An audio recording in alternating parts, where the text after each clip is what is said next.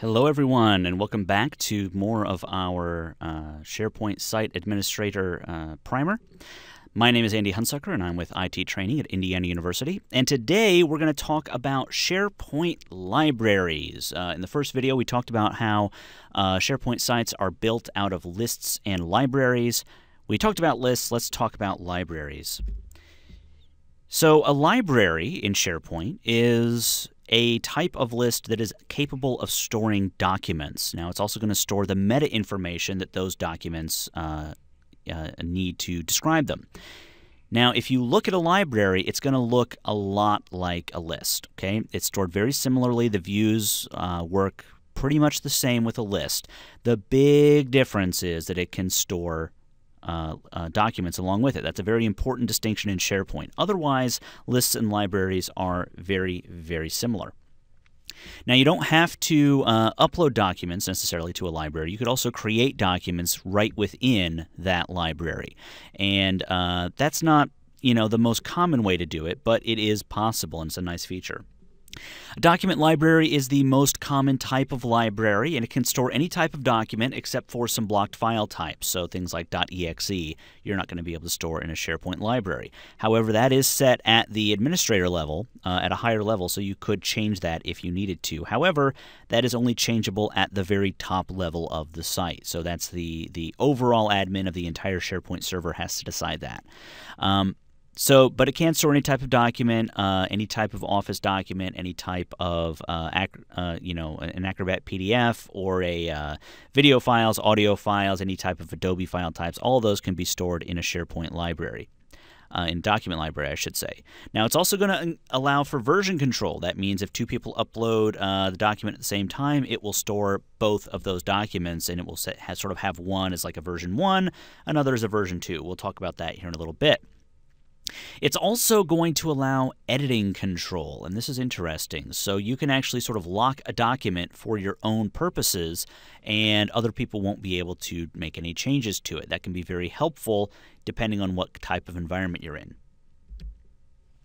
Some other library types that we have access to, wiki page libraries. So these are allowing us to sort of create almost like a mini website within SharePoint that allows us to deal with very quickly editable documents. We also have picture libraries. We also have slide libraries, which are really interesting because they allow us the opportunity to go through and store all the slides that we might need, and then pick and choose amongst those slides to create a presentation. So imagine that you have a slide presentation that maybe is normally 20 slides long, but you're going to a specific event where they're not going to be interested in most of those slides. So you can cut it down by about 5 slides, but you still have all those slides available that you can use kind of whenever you need. So we'll look at that here in a little bit, but let's go ahead and get into libraries. So let's talk about libraries. And libraries, as we've said, they store documents for us. And we're going to focus right here on this library, the Shared Documents library.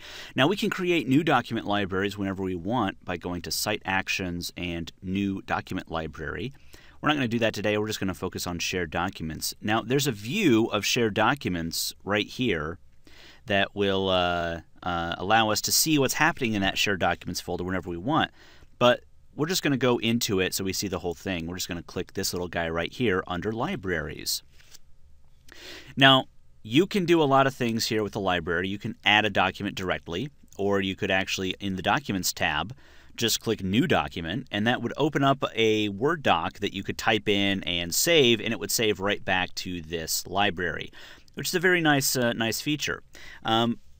And I'm going to go ahead and I'm going to upload a few documents to this library, so we have a few things in here. So I'm not going to worry too much about uploading a single document. You can do that by just clicking this little button right here.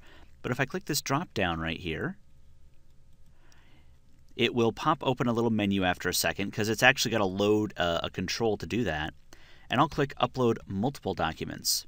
Now, the way I can do that, I can drag any file I want into here, or I can just browse for files.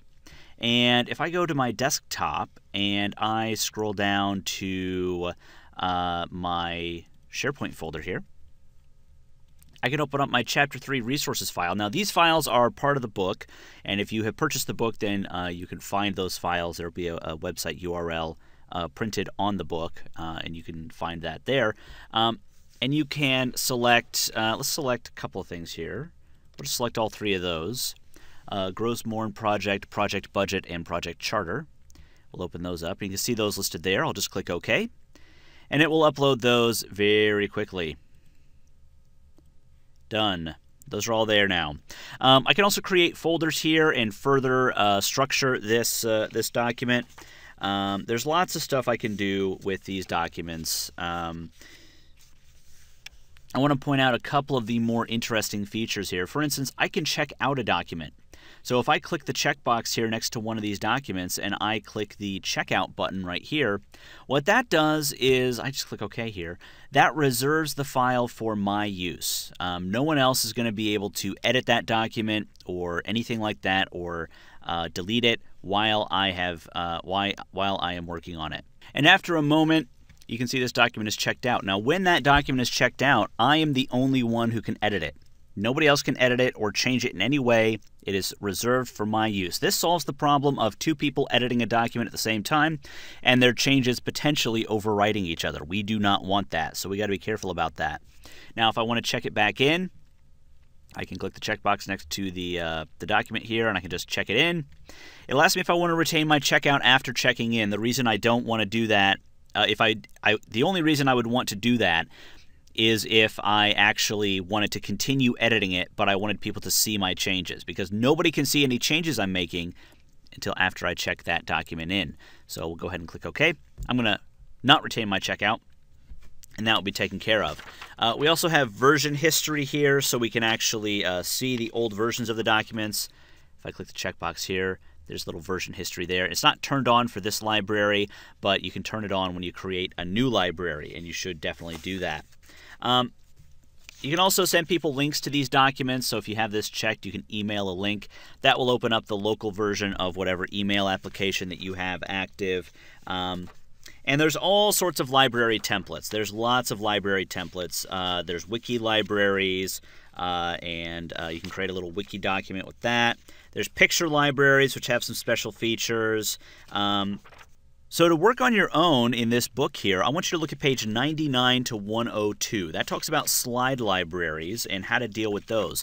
Those are a special type of library that allow you to store individual slides, and then you can go through and make all those changes. So go ahead and do 99 to 102 on your own, and you'll have a pretty good idea of how libraries work. That'll let you create a new library and work in that library. So the next video, we're going to talk about columns and cite columns and list columns and how to deal with those. This is next level admin stuff, so it'll be fun. All right, thank you guys very much for watching, and we'll see you next time.